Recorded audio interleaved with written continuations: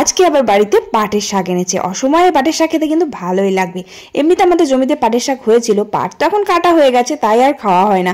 পাটের শাকটা আমার ভীষণ ভালো লাগে, পাটের শাকের ঝোল ভাজা, তবে ঝোলটা আমাদের বাড়িতে সবাই পছন্দ করে, আমি ভাজাটাই ভালোবাসি। আজকে খুব সকালে ছোট ছোট চুনো মাছ নিয়ে এসেছিল, এনে ফ্রিজের ডিপে রেখে দিয়েছিল, তাই মাছগুলো একদম বরফ হয়ে গেছে। যাই হোক, মাছটা বেছে নিয়ে রান্নাঘরে চলে আসলাম। এসে দেখি ভাত হয়ে গেছে, ভাতটা নামিয়ে দিলাম। আর দুটো উনুনে রান্না করে নিচ্ছি, তাই ঝটাপট রান্না হয়ে যাচ্ছে। উনুন দুটো বানিয়ে কিন্তু বেশ আমার ভালোই হয়েছে। যাই হোক, পাশাপাশি দুটো উনুনে রান্না করে নিচ্ছি। একটাতে মোচা বসিয়ে দিয়েছিলাম, মোচাটা সেদ্ধ করে নিয়ে কয়েকটা বড়া ভাজলাম, আর মোচার ডালনাও করলাম একটু। আর পাট শাকটা রসুন ফোড়ন দিয়ে ভাজা করলাম, আর একটু মুসুর ডাল রান্না করলাম। আর চুনো মাছটা তো আমার ভীষণ প্রিয়, চুনো মাছ দিয়ে আমার ভাত খাওয়া হয়ে যাবে। আর এমনিতেও পাট শাকও ভালো লাগে, তারপরে আবার মোচা। আজকে যে কোনটা দিয়ে কোনটা খাবো সেটাই ভেবে পাচ্ছি না। যাই হোক, চুনো মাছগুলো আজকে আলু কচু বেগুন দিয়ে তরকারি করলাম না, আজকে আলু দিয়ে সর্ষে আর পোস্ত বাটা দিয়ে ঝাল করলাম। ব্যাস, রান্না শেষ করে কড়াইটা মেজে ধুয়ে চান করে খেতে বসলাম। ভালো লাগলে একটা লাইক করো, টাটা।